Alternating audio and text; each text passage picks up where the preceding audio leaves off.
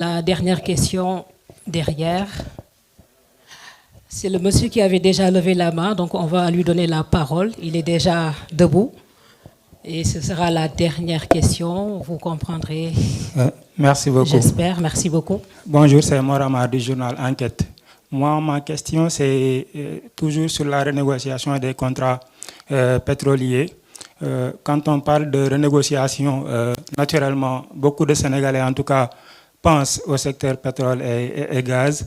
Mais jusqu'à présent, on ne sait pas concrètement qu'attend l'État de ces renégociations avec BP, avec Woodside pour Sangomar. Concrètement, qu'est-ce que vous avez trouvé dans les contrats initiaux et que demandez-vous concrètement?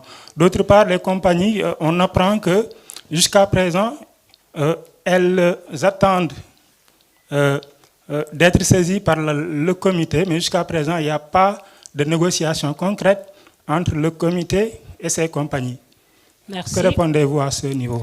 Merci beaucoup. Ce sont les 3 questions, Monsieur le Premier ministre. Vous donnez une question à la presse internationale. Ils ont levé la main, je crois. Donnez au monsieur alors. J'y vais. Léa Elisabeth Sterhoff, je travaille pour RFI. Pour vous ramener sur un terrain plus politique, Monsieur Ousmane Sonko, est-ce que vous pensez, comme le président l'a dit samedi lors de l'Assemblée générale de la coalition Diomaye, que vous n'avez qu'un seul adversaire qui est l'opposition? Ou est-ce que vous pensez que le choix de Bassirou Diomaye Faye de structurer sa coalition, de la maintenir, marque un divorce avec vous et avec le PASTEF, comme le disent les militants de votre parti?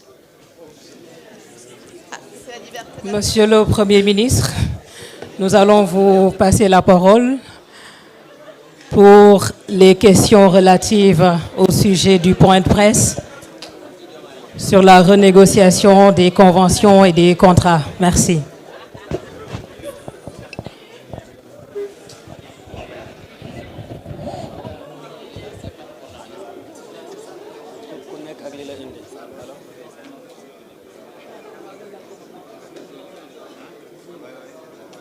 Merci. Je pense que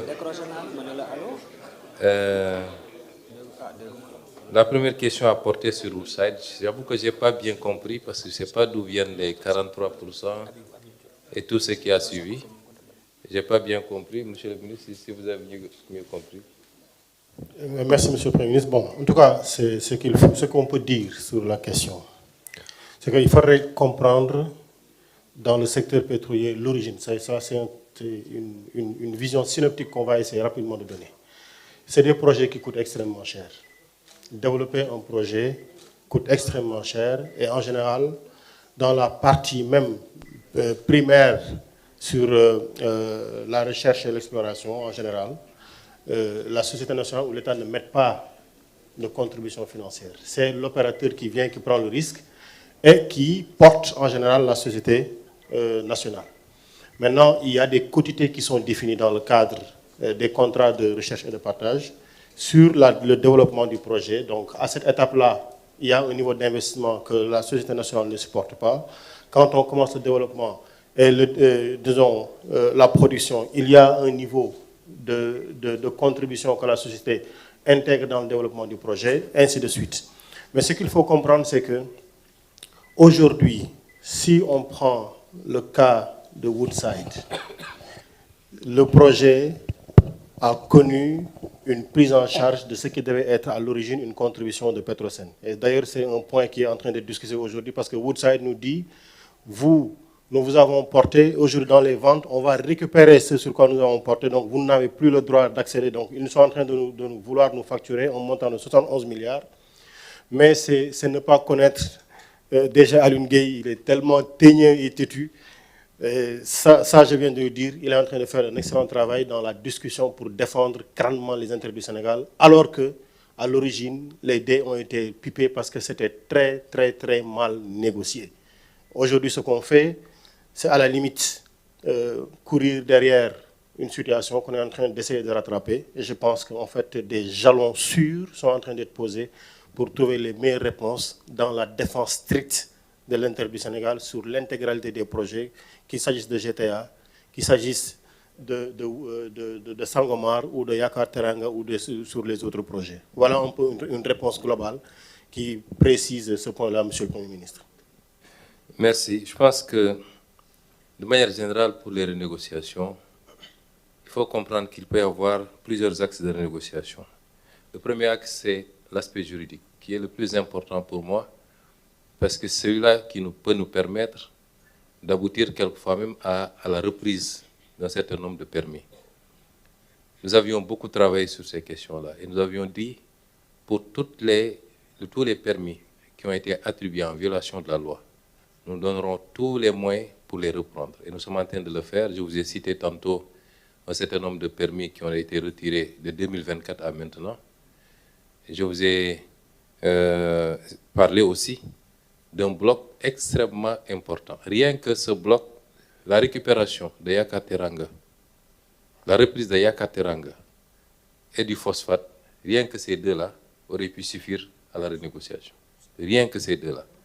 Il est bon que les gens comprennent l'impact. Vous avez Yakateranga, dont une partie des réserves est déjà prouvée. Cette partie qui est prouvée pour nous permettre d'alimenter de manière autonome notre politique industrielle sur les 30 prochaines années.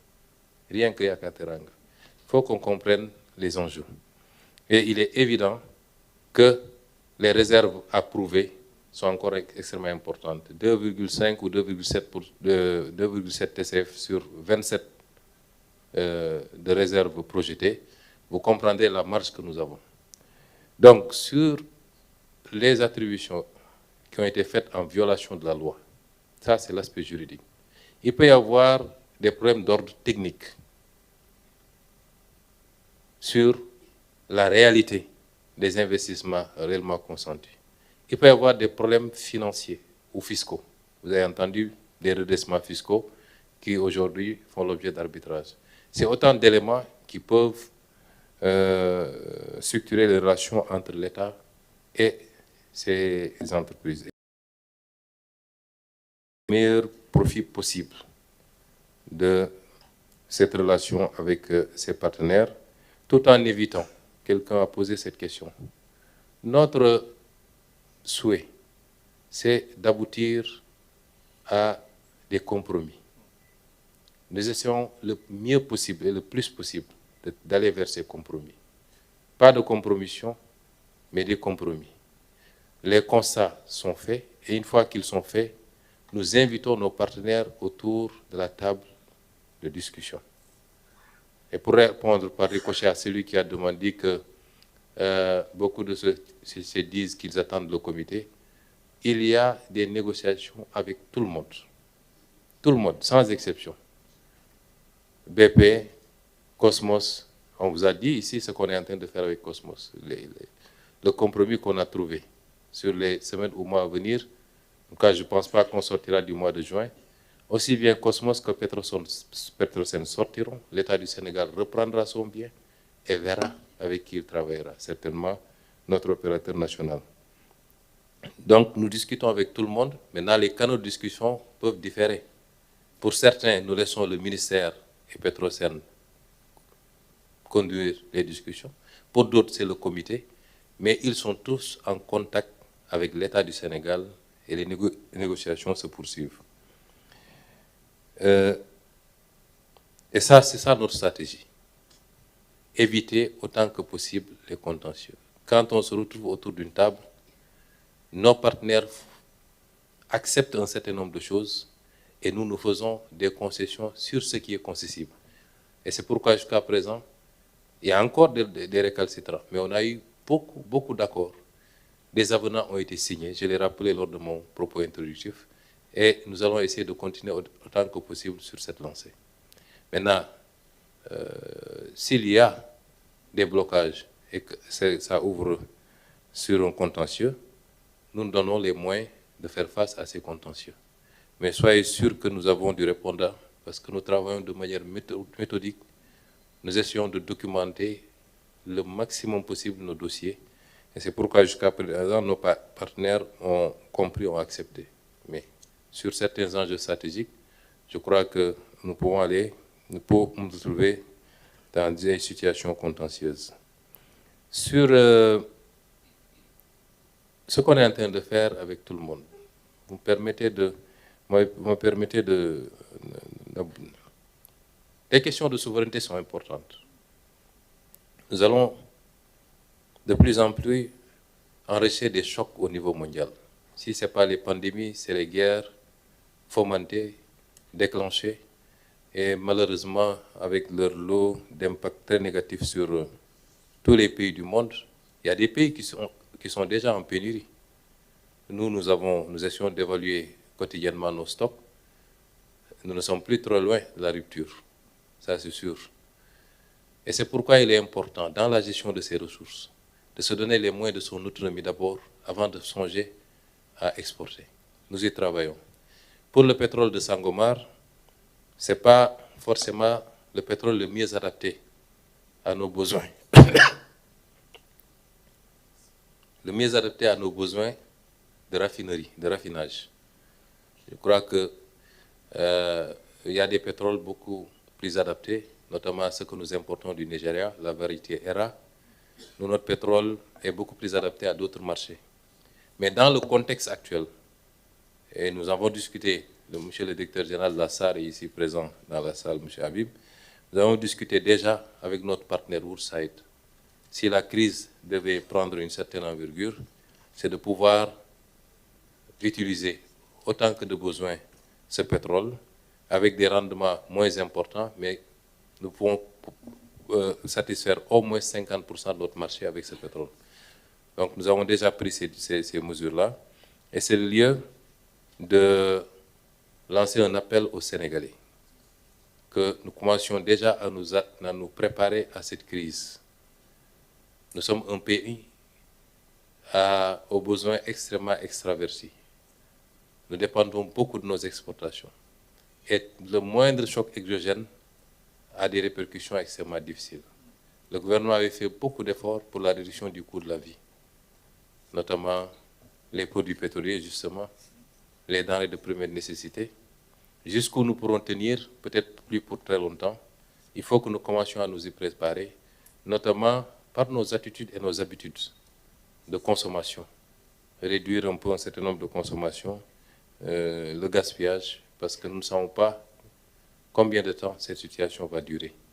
Les pays les pays mieux dotés que nous commencent à avoir des pénuries à la pompe, commencent à rationner. Il faut que nous puissions nous aussi nous préparer à ce choc. Et enfin, pour la dernière question, Madame Westerhoff, je crois que la dernière fois, c'est vous qui avez posé encore la question. Vous êtes une récidiviste, vous, là. Écoutez, moi, je me serais attendu à ce que vous me posiez la question sur le retrait de Total. Ou sur, nous sommes dans des enjeux très importants. Ce n'est pas le lieu d'un débat politique.